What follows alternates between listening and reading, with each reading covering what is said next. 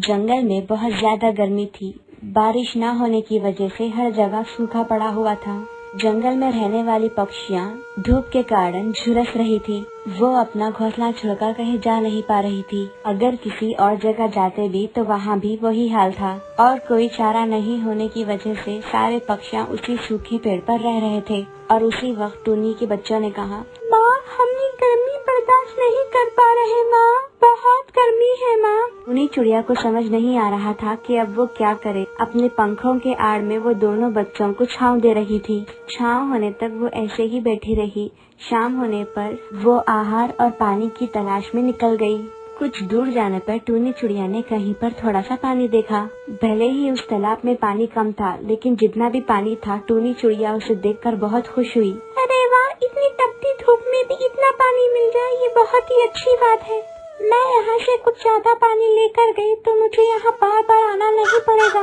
उतने में टूनी चिड़िया आसपास देखने लगी, लेकिन उसे ऐसी कौन सी भी चीज नहीं मिली जिसमें वो पानी डालकर लेके जा सके। फिर टूनी चिड़िया ने पानी पीकर प्यास बुझाई और अपने चोंच में पानी भरकर उड़ते हुए अपने बच्चों के पास गई और बच्चों की प्यास बुझाई। टूनी चिड़िया ने कुछ पत्ते और लकड़ियों के सहारे से एक मटका बनाया ताकि वो पानी ला सके।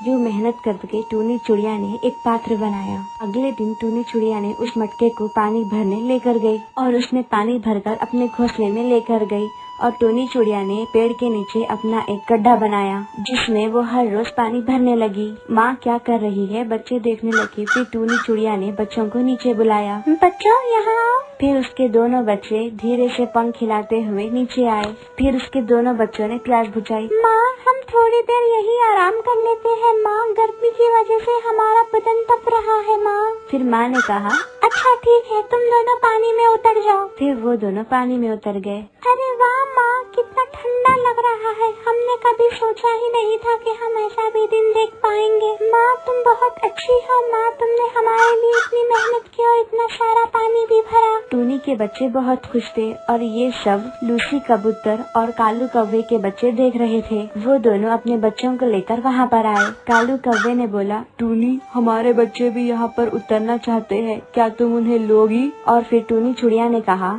ठीक है कालू कौवा, बस तुम 10 मिनट इंतजार करना, 10 मिनट में मेरे बच्चे बाहर आ जाएंगे, फिर तुम तुम्हारे बच्चों को फैला लेना। ये सुन दोनों बहुत गुस्सा हुई। अरे ये क्या, हमने तो सिर्फ मदद मांगी थी, तुमने तो 10 मिनट कह दिया। टूनी चिड़िया को भला बुला सुनाया और कहा कि तुम बता दो कि ये पानी कहाँ से लेकर आई हो, फिर हम भी इससे बड़ा गड्ढा बनाएंगे। टूनी चिड़िया उनसे बोली, ऐसा मैंने क्या कह दिया है कि तुम दोनों मुझे इतना भला बुरा सुना रही हो? और टूनी चिड़िया ने उन्हें वो पता बता दिया। फिर लूसी कबूतर और कालू कौवे ने मिलकर बड़े बड़े 2 मटके बनाए और उसमें पानी इकट्ठा करके एक बड़ा सा तालाब बना दिया, जिसे बांस की लकड़ियों के सहारे स्विमिंग पूल की तरह बना दिया। में बहुत सारा पानी भर दिया। जब स्विमिंग पूल बन गया तो कालू कौवा बोला, बच्चों जाओ, अब तुम आराम से इसमें खेलो, अब तुम्हें कोई नहीं रोकेगा। दोस्तों, तुम मेरी बात गलत नहीं समझना, तुमने इसमें बहुत सारा पानी भरा है, लगता है बच्चों की डूबने की आशंका है। टूनी चिड़िया की बात सुनकर वो दोनों बहुत गुस्सा हुई। तुम हमें समझाने वाली कौन होती हो? हमें पता है हमारे बच्चों के साथ क्या करना है, हमारे बच्चों को तैरने आता है, तुम चली जाओ यहाँ से।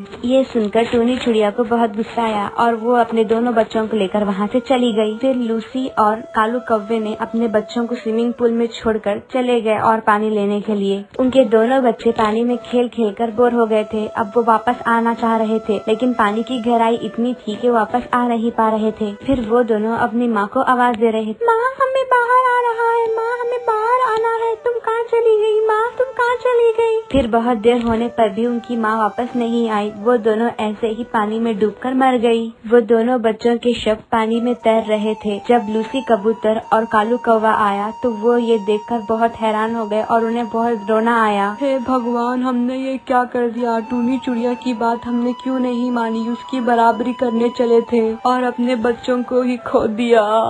और अब उनकी जिंदगी में आंसू ही बचे थे। दोस्तों, ये कहानी को देखकर हमें ये बताएं कि टूनी के पिता का नाम क्या होता है। टुनटुनपुर के जंगल में एक चिड़िया जिसका नाम टूनी था, वो खुशी खुशी वहाँ पर रहा करती थी। वो एक जंगल के सरपंच कड़कूनाथ की बेटी होती है। टूनी चिड़िया जंगल के कालू कौवे से बहुत प्यार करती थी। कालू कौवा जंगल में गोबर उठाने का काम करता था। एक दिन कालू कौवे, मुझे डर है कि पापा हमारे रिश्ते के लिए तैयार होंगे भी या नहीं। मैं तुम्हें बहुत प्यार करती हूँ, मैं तुम्हारे बिना नहीं जी सकती। टुनटुनी, तुम डरो मत, अगर ऐसा है तो हम दोनों भागकर शादी कर लेंगे। हाँ कालू कौवे, अगर मेरे पिताजी नहीं मानेंगे तो हम ऐसे ही कर लेंगे फिर। अगले दिन टूनी चिड़िया तैयार होकर कालू कौवे के पास आ जाती है और फिर वो दोनों मिलकर शादी कर लेते हैं। तभी बंटी कबूतर वहाँ पर खड़ा हुआ था तो उसने उन दोनों की हरकतों को देख लिया। अरे ये तो जंगल के सरपंच कड़कूनाथ की बेटी है, इसने तो जंगल में गोबर उठाने वाले कालू कौवे से शादी कर ली है। ओहो, बहुत बुरा हुआ इसके साथ। ये बात मुझे कड़कूनाथ सेठ को बतानी होगी। फिर वो कबूतर सारी बात कड़कू सेठ को बता देता है। फिर गुस्से में कड़कूनाथ उसकी बेटी की शादी की जगह जाता है। टूनी चिड़िया, तुमने ये क्या किया? तुम्हें जरी भी शर्म नहीं आई कि अपने बाप का नाम मिट्टी में मिलाते हुए तू एक गोबर उठाने वाले कालू कौवे से शादी कर रही है? कड़कूनाथ सेठ, ये मेरी बीवी है, आप इससे इस तरह से बात नहीं कर सकते। तेरी इतनी हिम्मत, तू मेरे साथ ऐसी बात करेगा? मैं तुझे नहीं छोड़ूंगा। पापा, मैं कालू कौवे से बहुत प्यार करती हूँ, हमें जाने दो, हमें माफ कर दो। कड़कूनाथ सेठ अपने आदमियों को कालू कौवे की सुपारी दे देता है और फिर वो लोग कालू कौवे को बहुत मारते हैं और उसकी लाश नदी में फेंक देते हैं। मेरा पति जिंदा नहीं रहा, अब मुझे जीने का कोई हक नहीं, मैं भी आ रही हूँ कालू कौवे तुम्हारे साथ। ये कहकर टूनी चिड़िया नदी में कूदकर अपनी जान दे देती है। ऐसे ही बहुत साल गुजर जाते हैं और जब कभी भी जंगल में किसी चिड़िया की शादी होती थी, टूनी चिड़िया जब भूत बन चुकी थी, वो हर चूड़ी को मारकर उनकी डोली में बैठ जाया करती थी। ये बात जंगल में आग की तरह फैल गई थी और सब लोग बहुत ज्यादा डरे हुए थे। एक दिन टुनटुनी नाम की चिड़िया अपनी डोली में बैठकर अपने ससुराल जा रही थी। फिर डोली उठाने वाला सोनू कबूतर कहता है, टुनटुनी बहन, हम जरा पानी पी कर आते हैं, आप यहीं पर हमारा इंतजार करिएगा। कोई नहीं भैया, आप जाइए, हम आपका यहीं पर इंतजार करेंगे। तभी उसे डरावनी आवाजें सुनाई देती है। तभी टूनी चिड़िया की आत्मा वहाँ पर आ जाती है। हे चिड़िया, मैं तुझे नहीं छोड़ूंगी, मैं तुझे भी मार दूंगी और चिड़ियाओं की तरह तेरी डोली भी तेरे ससुराल नहीं जाएगी। भूत भूत भूत, जाओ यहाँ से, जाओ, चलो जाओ, कोई मुझे बचाओ। नहीं, मैं नहीं जाऊंगी जब तक तुझे मार ना दूं। ये तुम क्या बोल रही हो? तुम कौन हो? मुझे जाने दो प्लीज। हे चिड़िया, मैं तुझे मार दूंगी, मैं तुझे नहीं छोड़ूंगी। जैसे मुझे मारा था वैसे ही मैं भी तुझे मारूंगी और तेरी शादी नहीं होने दूंगी। मैंने तुम्हारा क्या बिगाड़ा है? मुझे जाने दो प्लीज।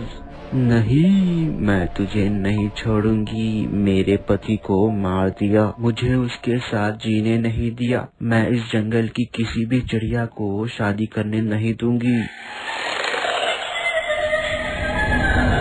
इससे तुम्हारा क्या फायदा होगा? तुम उनको मारकर उनका प्यार क्यों छीनना चाहती हो? इस काम से तुम्हें तुम्हारा प्यार नहीं मिलेगा। तुमने इस बदले की आग में ना जाने कितनी चिड़ियाओं की जान ली होगी। ये बहुत गलत बात है, माना तुम्हारे साथ गलत हुआ, लेकिन तुम दूसरों के साथ गलत करके ठीक नहीं कर रही हो। ये सुनकर टूनी चिड़िया को अपनी गलती का एहसास हो जाता है। हाय हाय, ये मैंने क्या कर दिया? हाँ टुनटुनी, तुम सही कह रही हो, मुझे माफ कर दो। मैंने बहुत चिड़ियाओं के साथ गलत किया, लेकिन अब नहीं, मैं जा रही हूँ। ये कहकर टूनी चिड़िया की आत्मा वहाँ से चली जाती है। अब इस जंगल में खुशी खुशी उन चिड़ियाओं की डोली उनके ससुराल जाती थी। दोस्तों, अगर आपको हमारे बताए गए सवाल का जवाब पता चल चुका हो तो हमें कमेंट करके जरूर